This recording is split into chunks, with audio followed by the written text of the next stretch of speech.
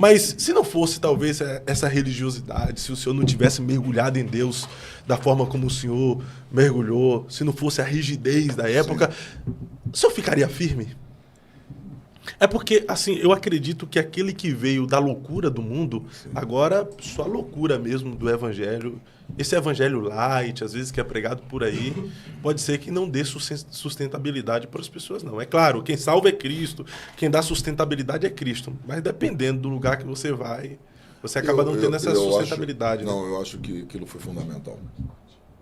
Todo aquele costume, toda aquela religiosidade e toda aquela doutrina verdadeira que era pregada, porque se misturou um pouco, né? Doutrina com costume e tal, era tudo misturado, mas aquilo foi muito bom, foi determinante para mim. E até porque aí a gente tem que fazer um parâmetro, fazer uma análise. Compara essa geração de hoje com aquela. Ô Fábio, existem contextos diferentes. A gente sabe que existe, para uma pessoa ficar depressiva, existe abusos, existe abusos psicológicos, sexuais, né, morais, seja qual tipo de abuso que for, né? Eu estou excluindo essas pessoas dessa fala que eu vou falar agora. Mas você pega aquela geração, meu pai tem 105 anos, meu pai não sabe o que é um psicólogo. Não estou aqui dizendo que não deve se procurar um quando necessário, tem que ter. Minha mãe nunca tomou remédio para se tratar de uma fase depressiva que hoje está muito em alta, mas essa geração hoje da nossa igreja, às vezes ela fica depressiva porque o namorado largou ela, essa juventude. E culpa a Deus, dizendo que se Deus não der aquele namorado a ela de volta, ela vai abandonar o evangelho. É um novo contexto, é uma nova fase, é um grupo hoje existente no meio do evangelho de pessoas mimadas, né? Que não são confrontadas como antes e cria uma raiz fraca. Então, a gente fazendo uma comparação com aquela geração de ontem com a de hoje, é só a gente olhar um pouco para trás e ver aonde eles estão e continuam estando na mesma posição e ver essa geração de hoje se desviando dos princípios, dos valores, geração que hoje daqui a pouco deixa de ser. Aí você pega aquela velha guarda lá e continua na mesma posição até hoje, olhando para essa juventude de hoje, que hoje já não carrega mais os mesmos princípios, não estão fundamentados na mesma base, e a gente vê aí qual é o resultado. Um monte de gente fraca dentro do evangelho, uma geração... Ô Fábio, eu sou de uma geração que juventude saía do meio da mocidade e ia expulsar demônio. Hoje você vê adolescente, eu posso falar porque eu prego em determinado lugar, tem hora que você vai ver gente da mocidade cantando que cai endemoniado. Na verdade, tem gente no meio da mocidade que quando você fala o apelo para entregar a vida a Jesus, eles vão pro altar, né? Então, assim, ó, a gente tem que rever algumas coisas. Esse evangelho aí que estão pregando hoje, lógico que é todo um ambiente formado para fazer o podcast, mas hoje tem igrejas criando um ambiente para receber jovem. Não, que tem que ser um ambiente preparado para aquilo que eles viveram lá fora. Se jovem quisesse encontrar na igreja um ambiente que eles têm no mundo, eles não precisariam vir para a igreja. Eles querem vir para o evangelho e encontrar um ambiente que eles não viviam lá. Eles querem encontrar um ambiente santo, poderoso, diferenciado. Imagine se eu vou entrar para a igreja, eu estou na igreja, e eu vou querer que alguém crie um ambiente para mim viver um ambiente parecido com aquele ambiente que eu vivi no tráfico. Não, eu vou para o evangelho porque eu quero encontrar algo novo. Então, a gente hoje está criando subterfúgio. E eu vou falar uma coisa muito séria aqui. O que está faltando hoje nos altares do Brasil, em muitas igrejas, é consagração. Consagração que eu estou falando de vida pessoal. E é uma das coisas que eu noto assim nitidamente. Todo altar que falta consagração pela vida de quem dirige, por quem está na frente do altar, sobra entretenimento. As pessoas hoje não estão cultuando, elas estão sendo entretidas. Tem gente que se deixar de... Tem uma grade na programação dele. O camarada está dirigindo o culto. Se faltar alguém naquela grade de programação dele ali, ele se perde. Ele não tem o que fazer. Tá tudo muito profissionalizado, né? Ele não tem o que fazer. Eu sou de uma época que ensaiava as irmãs, ensaiava o conjunto, ensaiava o coral, ensaiava a mocidade. Só que chegava um determinado momento que, de repente, a mocidade cantava, alguém cantava, tinha uma saudação. A presença era tão poderosa e o agir do Espírito Santo era tão forte durante aquele momento que ele estava ministrando e após ele terminar, que tomava o tempo de alguém da programação. E o pastor dizia só, infelizmente, deu 8h30, é a hora da palavra, o conjunto B vai cantar domingo que vem, vai cantar na terça que vem, vai cantar na ceia, mas hoje não dá. Mas hoje, porque o Espírito Santo dominava de uma tal maneira o ambiente que não sobrava tempo para o coral cantar, para as irmãs cantarem. Mas hoje não. Hoje tem que haver um recheio na programação e entretém até o ponto de chegar a hora da palavra. Salientando que isso ocorria, de fato, era pelo mover de Deus, pelo fervor espiritual que era tomava conta do ambiente. Sim. E não pelos cantores que cantavam medley infinitos, né? Não. É porque hoje acaba tomando espaço porque tem cantores que cantam medley que não acaba mais, irmão. Meu Deus do céu. Não, era literalmente pela presença de Deus que se manifestava. Até porque os louvores de antigamente era do homem para Deus. Agora é um monte de louvor de Deus para o homem, né? Então, eu acho que os louvores têm que ser nossos para ele. A gente pode falar do que Deus faz. Aí eu quero até salientar aqui o Tales. Você pegar o Tales, ver os louvores do Tales. É sempre falando do homem para Deus. Deus, eu te amo. Não te troco por nada. Mas todo dia o pecado vem, mas eu escolho. Aí você vê como é que ele deslanchou. Então, teve seus intérpretes, mas o louvor dele é diferente. Infelizmente, é o reflexo dessa geração. Os louvores são antropocêntricos, né? Colocam o homem no centro ao invés de Cristo. Até as pregações também são pregações, em alguns momentos, todas voltadas para o ego, mano. Eu sei que Deus, ele conforta, consola, faz promessas através de sua palavra, porém... Eu ouvi até uma mensagem recente do senhor que o senhor fala assim, que o evangelho que te salva é o evangelho que te confronta. Sim. Né? Então, assim, está faltando aquelas mensagens mais confrontadoras que, ao invés de elevar o nosso ego, nos coloca de joelho pedindo misericórdia. Eu sempre falo, né? Eu sempre ponteio essas duas partes. O evangelho não é afronta. O evangelho é confronto. E aquilo que não te confronta não te faz pensar e nem mudar. Então, as pessoas hoje, eu estou com medo de machucar o fulano, o Bertano, se eu pregar uma palavra mais rígida, vai sair da igreja. Então, nunca foi filho. Se ouve a verdade e se entristece por causa dela, a verdade pode até me entristecer, mas eu não posso me desviar por causa dela. Até porque Hebreus diz que a verdade, a princípio, quando ela é dita, ela gera um sentimento de tristeza, mas depois produz fruto de justiça. Então, é o que vai ser gerado em mim. Não é o momentâneo. Vou ficar triste porque fui confrontado naquele momento ali, porque você está vivendo uma situação e a palavra está batendo em cima, você quer colocar a cabeça debaixo do banco. Mas ela vai mudar você. Jesus disse, se eu conheço a verdade me liberta.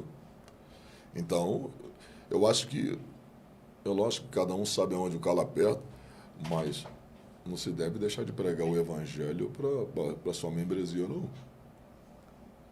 É por isso que eu falei isso com meus amigos. Sabe por que eu não me convido para ir em lugar nenhum? Eu nunca pedi para pregar em lugar nenhum. Porque aonde eu não por orgulho, tá? Porque aonde eu peço para estar, eu não posso ser quem sou. Mas quando eu sou convidado, o pastor está dizendo, eu estou te convidando porque eu quero o trovão. Aquele trovão do altar que eu vejo pregar, é esse que eu quero aqui. Não importa a igreja. Ele está me dando liberdade para Deus me usar da maneira que Ele me usa. Então, eu acho que essa geração hoje é muito disso. As pessoas são refém. Não, deixa eu pregar aí, me coloca aí. E quando você se autoconvida, você não pode ser quem você é.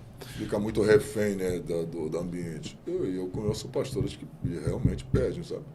Prega uma mensagem assim. Eu só fiz isso uma vez na minha vida. E o dia que eu preguei o que um pastor me pediu, eu parecia um adolescente pregando que não sabia pregar. Não estou dizendo que os adolescentes não sabem, não. Tá? Mas eu fiquei desconcertado. Eu desci muito humilhado aquele dia. Porque não foi, de fato, quem você é. Mas também tem aqueles pastores, né, que às vezes ele não tem coragem de falar algumas verdades para a sua igreja que ele pastoreia, e ele acaba te chamando: ô pastor, tem como falar aqui sobre o segundo casamento, sobre divórcio, tem como falar aí sobre os mau caráter? Pede para o pregador também dar chicotadas. Tem esses também, né? Tem. Já aconteceu algumas vezes isso já. O pastor fala: se der, fala sobre isso aqui, tal. E realmente, se caso, na hora da mensagem, eu senti a inspiração de Deus para falar, eu vou falar. Mas eu nunca fui para o púlpito assim programado, sabe? Para falar, vou falar isso aqui. Lógico que eu tenho uma noção do que eu vou pregar. Mas eu falar para atingir A e B, nunca. Eu acho que, assim, eu particularmente nunca ouvi, né? Nesses 28 anos, falar assim: Trovão, sua mensagem me machucou. Pelo contrário. Deus usou você para libertar minha vida. Deus usou você, aquela mensagem, eu ia desviar, e quando eu vi aquela mensagem, Deus mudou minha vida. Eu fiquei firme no Evangelho. Então, aos presidiários, hoje, para a glória de Deus, presidiários ouvem muito também minha pregação dentro dos presídios. Já ganhei muito traficante para Jesus, macumbeira, mãe de santo, e lá... tem gente que vai que é dessa vida assim, vamos me assistir pregar. Então, macumbeira já fechou seu centro espírita lá no Rio de Janeiro, lá onde o Albert mora, lá no Corumbá, na região de Vila de Cabo, no Rio de Janeiro. Só em ouvir a pregação do Evangelho. Mas um Evangelho verdadeiro. As pessoas também estão ouvindo o senhor pregar nas academias, né? Com aquelas eletro hoje, sabe? Estão colocando a pregação do pastor Júnior, mais estilo eletro, e o povo está fazendo academia ouvindo as pregações. Dá glória para adorar, profeta! Não, tem uma galera mesmo só ouvindo o pastor Júnior Trovão, e estão colocando a mensagem completa com aquelas músicas mais pesadas assim mesmo para academia. Mas tem no YouTube também uma música, eu não me lembro agora não, mas tem. É uma parte que eu falo... é uma batida até legal lá que eu vi no YouTube, meu filho me mostrou. Os caras fizeram uma montagem lá legal com a minha voz. Coloca um batidão, né? Coloca um batidão. Mas assim, a mensagem completa mesmo, assim, de 1 hora eu já vi o batidão pregando e a música tocando de fundo, e o pessoal tá ouvindo na academia também. Interessante, né? Porque assim, a mensagem que o senhor prega geralmente é uma mensagem de confronto. Sim. E o ímpio, não crente, feiticeiro, macumbeiro, tudo ouvindo essas mensagens. E eu vejo até... Interessante, eu vou falar aqui. Tem alguns crentes que criticam, eu já vi, e deve ter chegado no senhor também, pregadores e crentes falam: o pastor Júnior Trovão é raso de Bíblia. Enquanto isso, o ímpio está... Eles confundem raso com simplicidade. Verdade. Ou simplicidade com ser raso. Uma coisa é ser simples, outra coisa é ser raso. Eu prego um evangelho que todos entendem. O doutor entende, o leigo entende, e a mensagem que Deus me dá para pregar atinge todos. Agora, nem todos... Eu conheço centenas de pessoas que chegam perto de mim e falam que o senhor prega, eu entendo. Mas eu ouvi um determinado fulano que eu não consegui entender. Então, a mensagem que Deus me dá, os frutos falam por si. E não tem como explicar, né?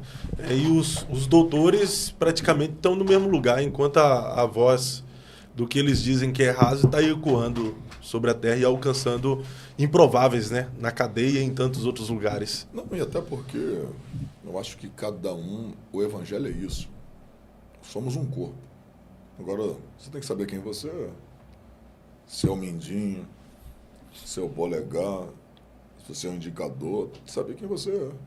Você pegar aqui, ó, tem esse corpo aqui de 1,90 m, filho. Mas se eu tirar meus 2 dedões do pé, os 2 da frente, vai gerar um desequilíbrio letal pro meu corpo. E o que mais me sustenta é o que menos aparece. Verdade. Então, eu não sei quem você tem que saber quem você é. Cada um tem a sua funcionalidade. Eu sei qual é a minha no reino, então eu não preciso pregar igual a fulano de tal. Agora, isso aí eu Eu posso falar. Eu estou onde estou, da maneira que Deus me levantou. E se eu quiser modificar um pouquinho mais, eu ainda consigo pregar com a profundidade que eles pregam hoje. E aí a pergunta é, eles vão se reinventar como? Então, É ter convicção, né? eu ainda posso descer um pouco mais as águas. Eu pego o texto, leio, vou expor o texto. Aí, porque eu pedi muito isso a Deus. Eu falei, me mostra no texto que eu nunca consegui ver. São as entrelinhas do texto, as revelações do texto. E as revelações do texto é justamente o que o povo está vivendo naquele momento. Coisas que Deus me mostra que, assim, a olho nu você não consegue ver. Então, é tipo uma explicação, é mais ou menos assim, aquela viúva de Eliseu. Ela falou, meu servo, meu marido, teu servo é morto, está morto. E agora os credores querem querem levar meus filhos. Eliseu falou, declara-me o que tu tem em casa. Ela disse, eu não tenho nada, senão um pouco de azeite na botija. Ou seja, são coisas que eu vi no texto, que se você observar, ela disse, eu não tenho nada. Tem gente que já perdeu tudo como ela, que já não valoriza mais o que sobra. Forte. E o milagre não aconteceu com o que se foi. O milagre aconteceu com o que sobrou. Então essas coisas Deus vai me mostrando no texto. Qualquer detalhe, um mais, como está em Lucas 11, 22, e o valente vai, guarda a sua casa em segurança e tudo quanto tem mais, sobrevindo outro mais valente. O mais no português é substituição de adjetivos dados. Então, se o diabo prende Jesus mais, Jesus vem e solta. Se o diabo toma Jesus mais, Jesus vem. E a palavra diz, mais sobrevindo outro, sobre. Esses detalhes Deus me dá. Sobre é por cima, sob é embaixo. Mas sobrevindo outro mais valente do que ele. O diabo é bravo, mas Jesus é mais. O diabo tem, mas Jesus tem mais. O diabo tem poder, mas Jesus tem todo. Então, esses pontos Cristo me mostra. Então, é o que as pessoas estão vivendo. É o que as pessoas estão vivendo. Eu não estou aqui discordando, porque existe parte que vai ter que ser trazida no conhecimento para elucidar o texto. Mas eu vou te falar, ficar pregando o tempo todo, 1500, 634 a.C., ano AC ou DC, ano Domini, depois de Cristo, não vai trazer muito resultado, não. Os côvados, né? Vai não. O metro, a distância. Não estou dizendo que existem momentos que vai precisar para se elucidar o texto. Mas, Fábio, eu vou te falar uma coisa que eu sou pregador, posso falar. Tem gente que está no altar que não prega para a igreja. Eles estão pregando aparentemente para a igreja, mas eles estão pregando para que outros depois avaliem a mensagem dele. E aí, viu como é que foi? E aí? Chega lá, o cara mandou no grupo aí, arrebentou, hein? É para isso que eles pregam. Tem outros também que pregam para hypar na internet, né? Às vezes ele não está pregando nem para o público que está presente, ele está pregando para os cortes depois, né? Você falou uma coisa muito séria, deixa eu falar uma coisa aqui. Cara, tá ficando vergonhoso o que as pessoas estão sendo capazes de fazer no púlpito para viralizar depois. Seja o que for, seja aquelas palavras com duplo sentido, isso é vergonhoso. É vergonhoso o que estão fazendo para viralizar depois. Vergonha, vergonha. Seja por palavras obscenas. Tem gente, eu não acredito que um cara vai chegar no altar e vai falar uma palavra torpe. Eu acredito que pode sair sem querer, o cara que está acostumado a falar, mas tem gente que já vai premeditado. E os caras estão fazendo de tudo para viralizar na internet, só para ganhar likes e curtida. E estão esquecendo a essência da pregação, Isso né? é uma vergonha. É uma vergonha. Eu, se eu sou um pastor presidente, eu não deixo esses caras voltar na igreja nunca mais. Felizmente. Pastor, o senhor falou aí que as pessoas às vezes não conseguem compreender o chamado e o ministério do outro. E nós estamos vivendo essa realidade no Brasil hoje. Pessoas, vamos pegar ali os 5 ministérios de Efésios: apóstolo, pastor, evangelista, mestre e profeta. E nós vivemos a realidade dos 5 ministérios hoje também. Mas o grande problema é que o mestre, ele não está respeitando o ministério do profeta, e às vezes o profeta não está respeitando o ministério do mestre. E aí eles ficam brigando, tecendo crítica um ao outro, sem compreender e entender que no reino cada um está fazendo a sua função, e o que eles deveriam fazer era se respeitar para que o evangelho fosse além e o reino avançasse aqui na terra, né? Mas está havendo muitas brigas, muitas discussões que estão vindo a público, né? Assim, tem uns determinados mestres que os caras estão aprendendo só para criticar, cara. Eu respeito um homem, um cara que se diz mestre, um cara que, se eu errei teologicamente, se eu falei alguma coisa que feriu a teologia sacra, ele tem que chegar perto de mim, me chamar ali no privado, ou arrumar meu telefone e falar: pastor, posso te dar um esclarecimento acerca daquele texto? Esse é um mestre que eu respeito. Agora, o cara que vai para a internet fazer vídeo, não respeito não. Expor a outra pessoa, né? Não respeito não. Porque o mestre, ele aplaude em público e disciplina no... Lógico, dependendo do que o cara está pregando, porque aí, dependendo do que for, se é uma heresia, se é algo que vai tá implicando na salvação dos salvos ali, aí ele tem que se pôr por defesa do evangelho. Ok. Mas, assim, qualquer coisa que pensa diferente dele, filho, aí não, eu não respeito, não. Porque às vezes você tem uma linha teológica, igual na área da escatologia. São várias linhas de interpretação, até porque a escatologia ela não é histórica, ela é interpretativa. Então, são várias linhas de interpretações. Então, assim, cada um tem uma linha. Eu sigo uma, fulano de tal segue outra. E acho que tem que ser respeitado, porque no final tudo vai convergir no céu. É Jesus. Jesus vai voltar no abrir e fechar de olhos, vai ser um arrebatamento secreto. Eu creio assim. Outros creem que Jesus vai arrebatar a igreja na primeira fase da tribulação. Outros creem durante a grande tribulação. Outros creem depois da grande tribulação. Independente da forma que se crê, Cristo vai voltar. E a igreja vai subir. Então, melhor do que saber o dia e a hora é estar preparado. Está preparado. Então, fica essas divergências aí. E esses camaradas aí que eu vejo aí, às vezes é um pouco da vaidade, né? Da vaidade, são bem vaidosos. E eu, sabe o que eu faço? Eu não me meto, não fico aí debatendo com ninguém. Eu prego o evangelho. Jesus salva almas, e nesses 28 anos já são quase 47 mil vidas. Eu estou fazendo a minha parte. Glória a Deus. E também as pessoas precisam entender, né, a diferença de perspectiva teológica para a heresia. Sim. O grande problema é que as pessoas não conseguem ouvir uma perspectiva porque está dentro de uma bolha. Sim. E quando ouve o diferente, heresia, herege. E não, é só uma perspectiva. Sim. Dentro da perspectiva, o cara não feriu a divindade de Cristo, não feriu a divindade do Espírito Santo, não mexeu nas sã doutrinas bíblicas. É igual a questão do pré e do pós. Isso é pré. Sim. Tem o pós que vem e apresenta a base bíblica.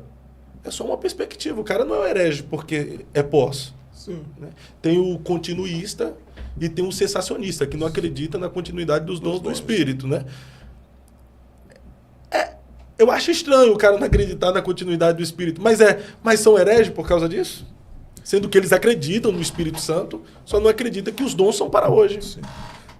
Bom, na verdade, a questão dos dons, ela de fato está em evidência ainda, né? Estão. Aí, assim, de repente, aí já é um debate teológico mais acirrado, porque você vê Deus usando hoje muita gente, até mesmo, pode ter seus problemas, alguém pode divergir dele, mas falar que Deus não usa ele é mentira. O apóstolo Valdemiro, eu vi com meus olhos. Eu vi com os meus olhos. Eu estava lá. Ele fala: quem tem hérnia aqui? Eu estava lá na Mundial. E eu, inclusive, fui lá para dar um testemunho que eu tinha sido curado através de uma oração dele. Das minhas cordas vocais. Aí a mulher levantou assim, estava com uma hérnia de umbilical enorme. Aí ele falou assim: abaixa a blusa aí, filhinho. Baixou. ele com toda a calma do mundo, em nome de Jesus, que essa hérnia desapareça. Falou, agora levanta a camisa. Pô, só aquele monte de pele assim caída assim. Meu Deus. A hérnia murchou na hora. Então, até porque as pessoas falam muito, olha como é que as pessoas falam. Tipo, critica muito ele. Mas se você for observar bem, eu preciso falar isso aqui, charlatanismo é crime. Porque a federal não foi lá e prendeu ele. Tudo tem seus. Tudo tem a prova que a pessoa tinha e depois deixou de ter. Tem um exame que constava e outro que consta que não tem mais. Você falar que ele fala do dízimo, tridízimo, até é onde eu falo. Se você é um pastor presidente hoje e tem o que ele tem, imagina você pagando 10 milhões de TV. Você fazendo uma arrecadação, faltando 10 dias para fechar o mês, você tem que pagar 10 milhões e com 8, faltando 10 dias, você tem 5 milhões na conta. Você precisa arrumar os outros 5. É o que eu sempre digo, é a forma como você observa. Ele fala assim, deu tridízimo. A Bíblia fala para você dar 10%, correto? Sim.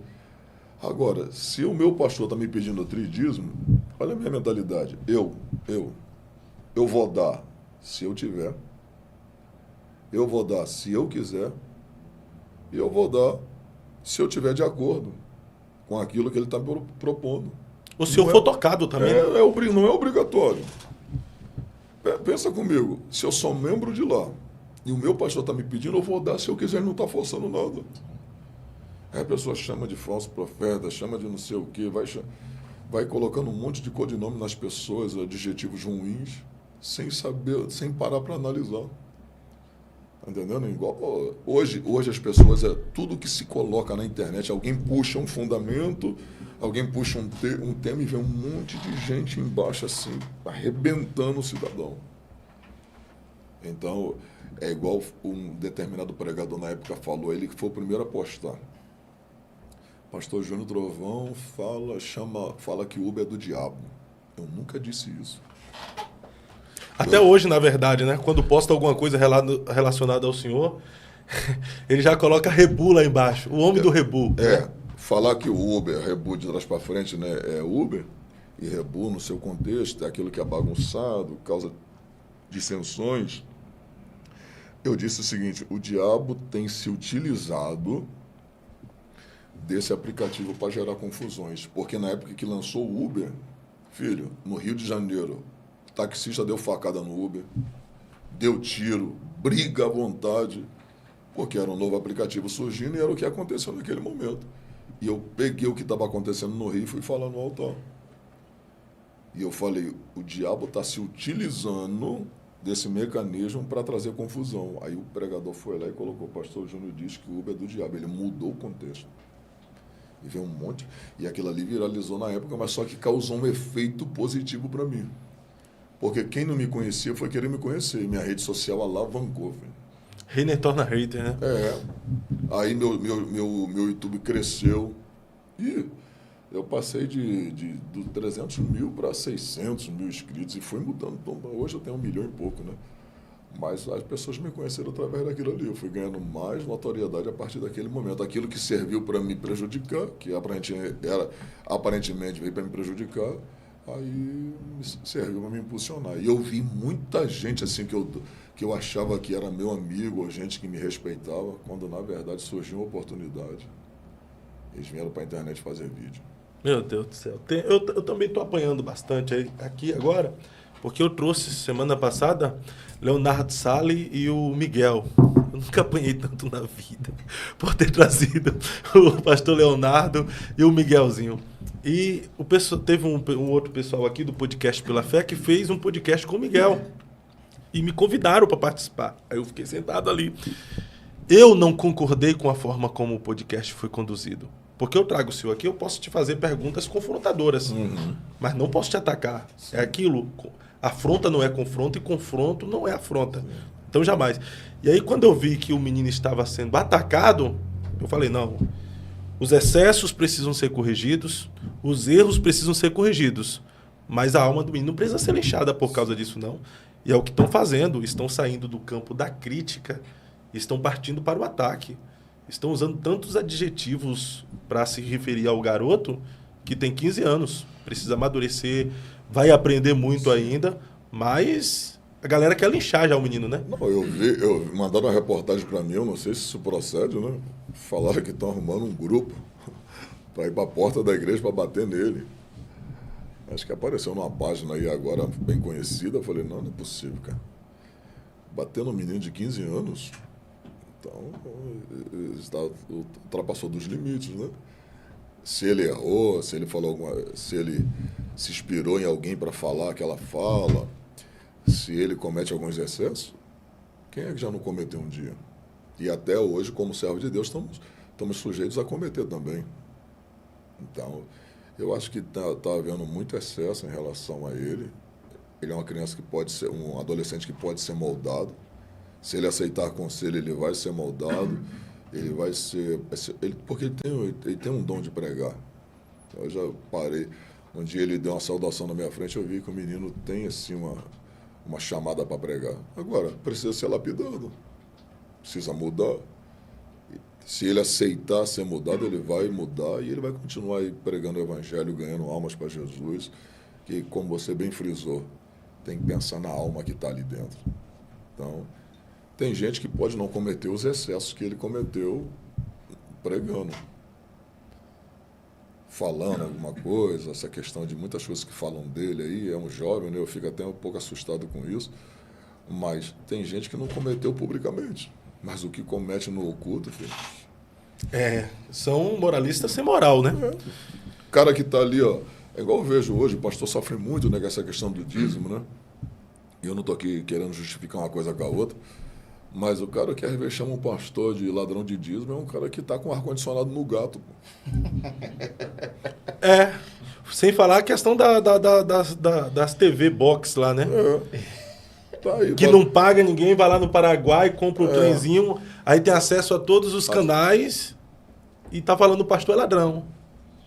Então, é internet pirata, gato-net. Então, assim... E tem outros também que... Pastor Leandro, viu?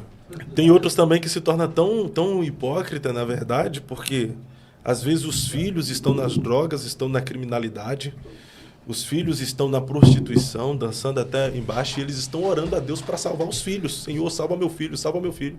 Aí um garoto, só porque comete excessos, ou às vezes reproduzir uma fala de alguém que ele gosta, que admirou, quem dá microfone para um menino pode esperar que o menino, que em algum momento, ele vai reproduzir algo que ele achou sensacional, entendeu? Porque é um garoto. Ainda que ele demonstra ter uma maturidade e tal, mas é um menino, em algum momento ele vai errar, vai vacilar.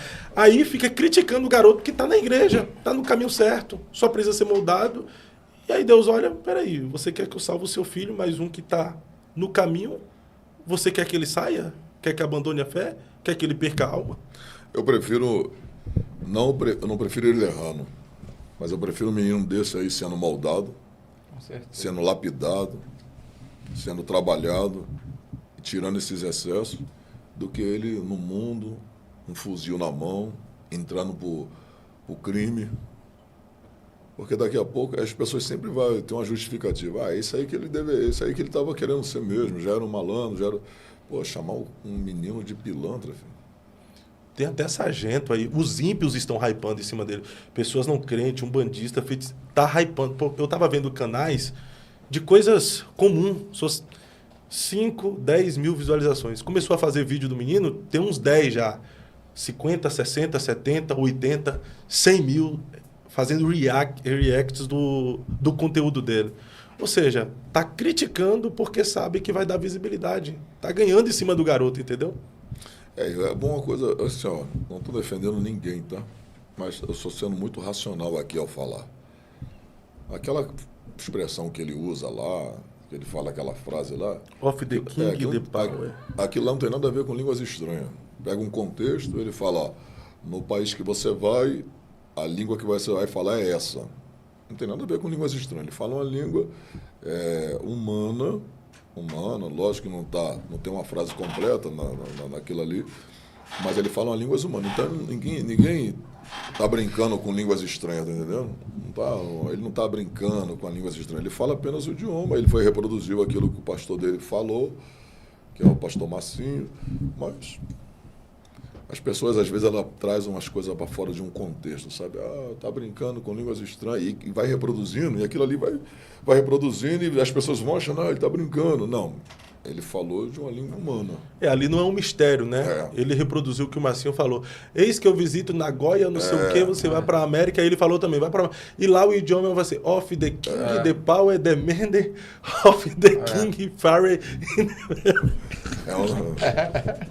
Assim, aí você olha assim, você vai olhar e vai falar, poxa, menino, rapaz, eu vou falar uma coisa, é como eu tô acabando de dizer aqui, eu não tô defendendo nada. Sim.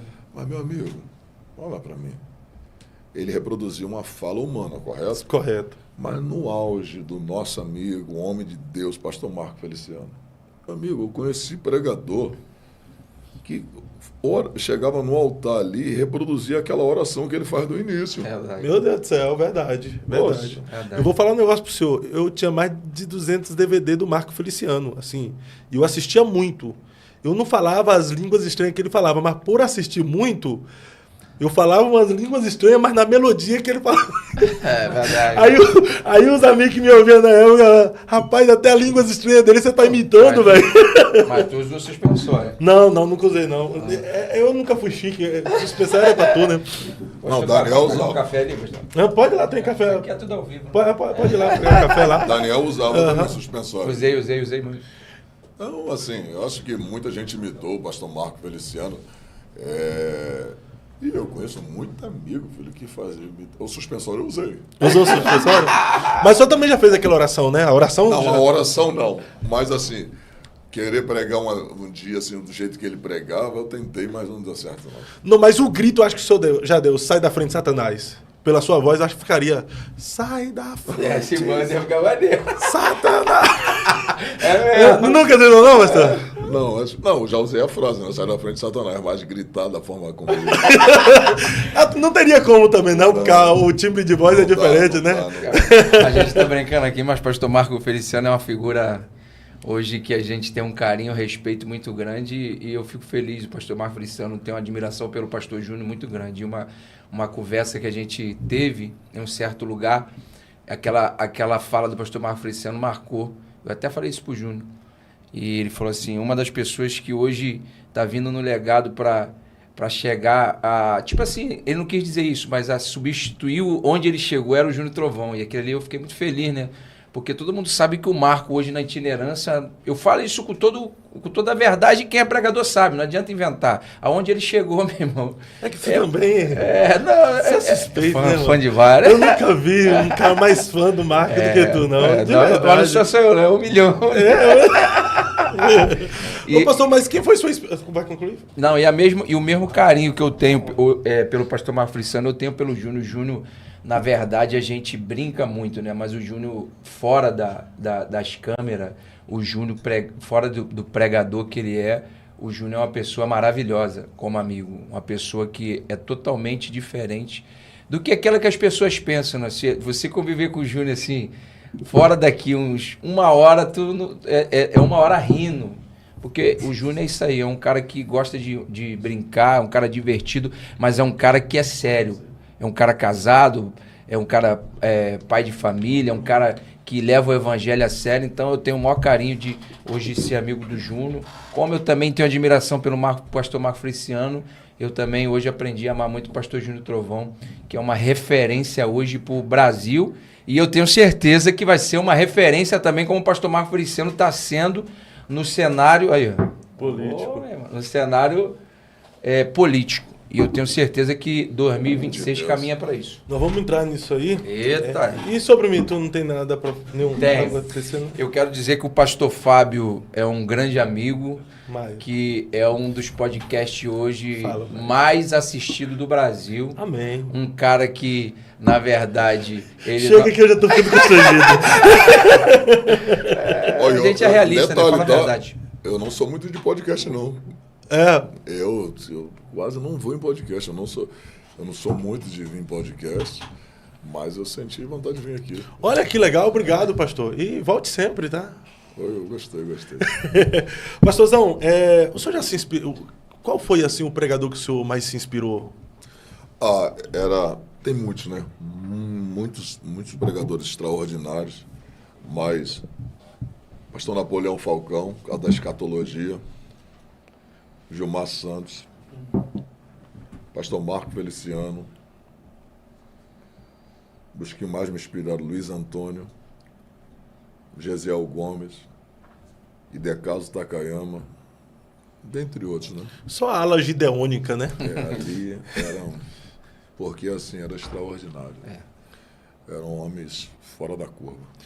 O senhor, quando se inspirava desses homens, que geralmente a gente ouvia mais nos gideões, na época em que o senhor ouvia, não era conhecido ainda, acreditava que um dia pregaria, seria um dos pregadores mais aguardados. Eu falo isso aqui porque a gente percebe que quem consegue lotar aquele ginásio ali, é claro, o evento, pela sua história, as pessoas vão ouvir, mas o senhor acaba sendo um dos que as pessoas colocam mais expectativa para ouvir nos Gideões. Esperava que um dia seria essa pessoa que atrairia a gente para um evento? Não.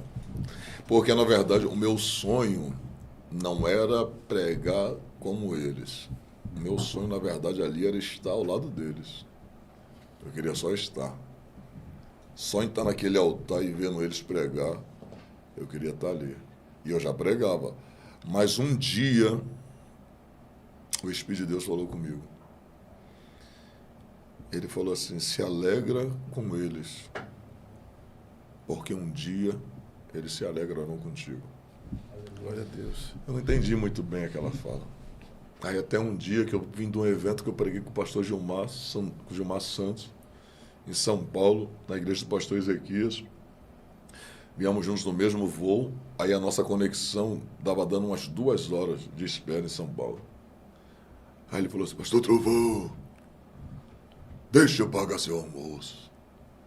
Aí a lágrima veio no olho.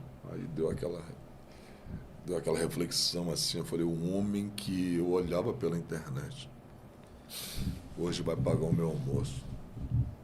Eu tenho o WhatsApp dele, do pastor Marco Feliciano, do pastor Reverendo Napoleão Falcão.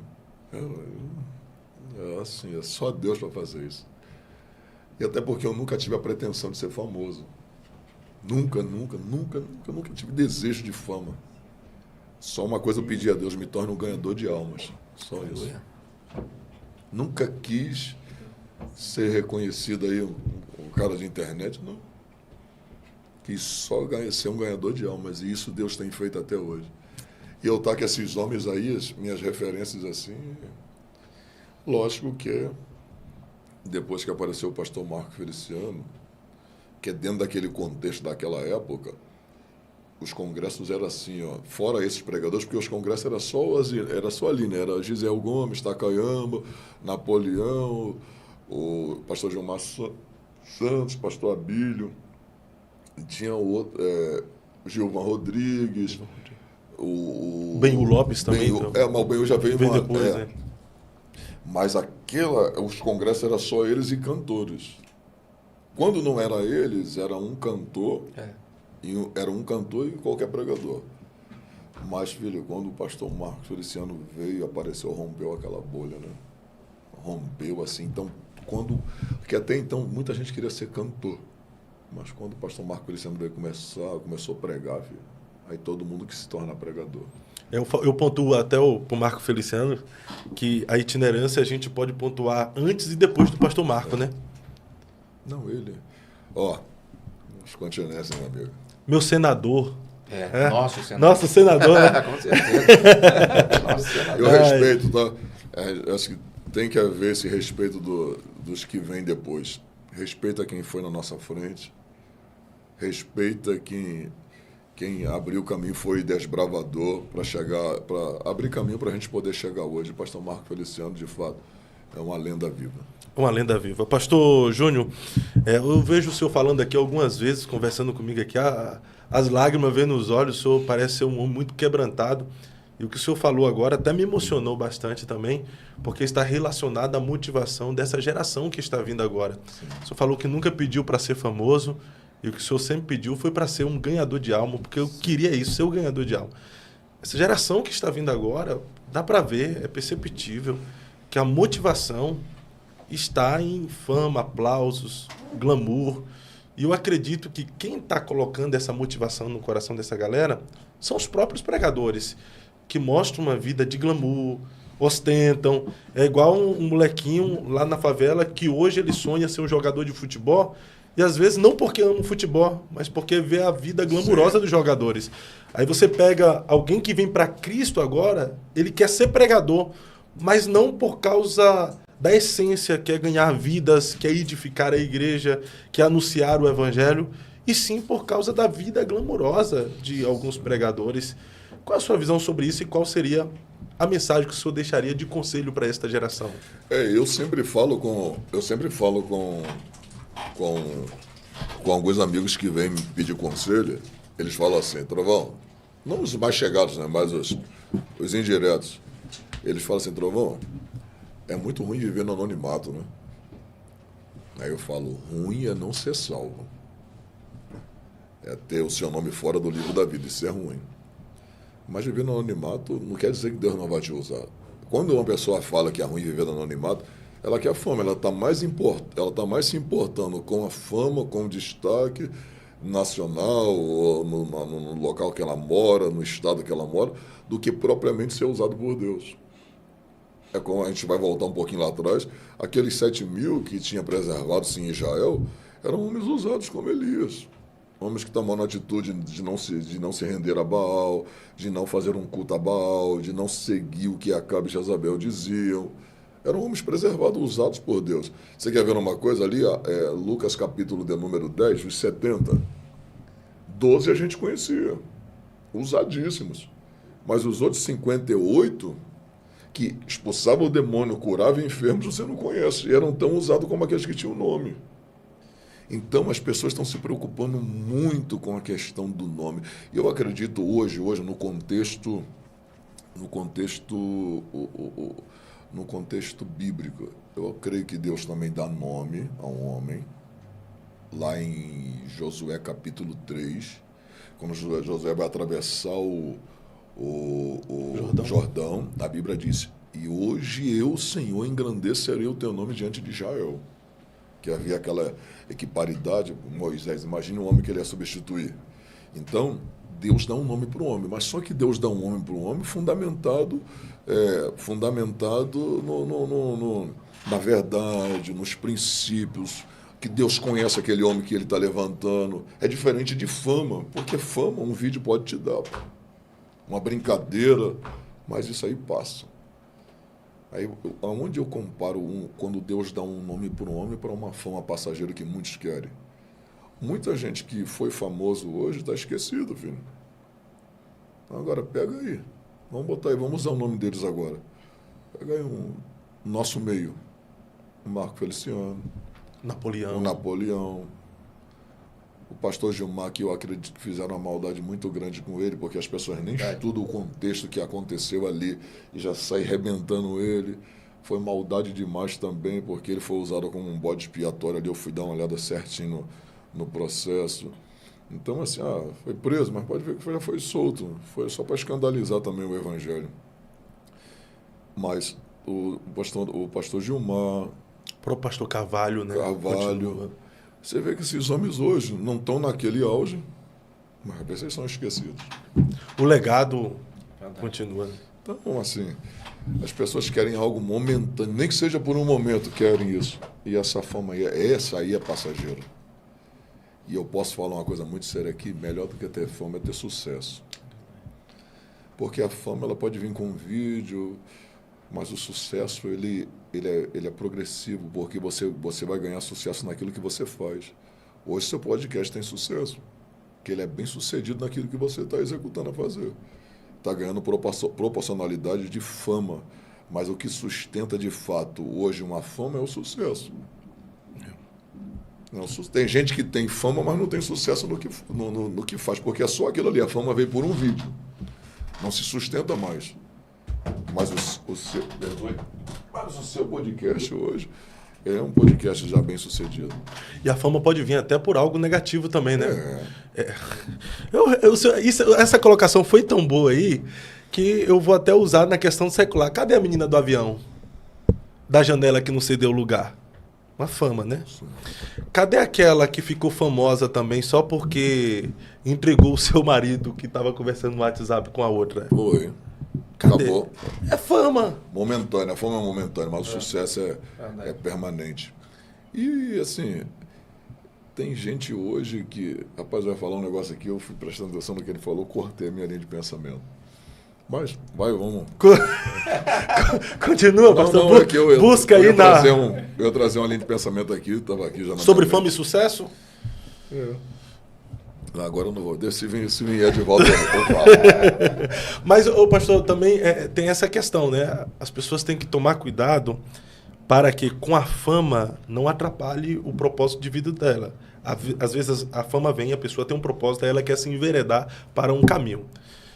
A gente tem que seguir o nosso propósito conforme nós somos chamados. Por exemplo, existem pessoas que Deus deu fama, mas é para ele continuar exercendo o chamado, a vocação e o ministério. Só que existem outras pessoas que têm o sucesso, juntamente com a fama que Deus deu, e Deus quer levar ela para outro campo.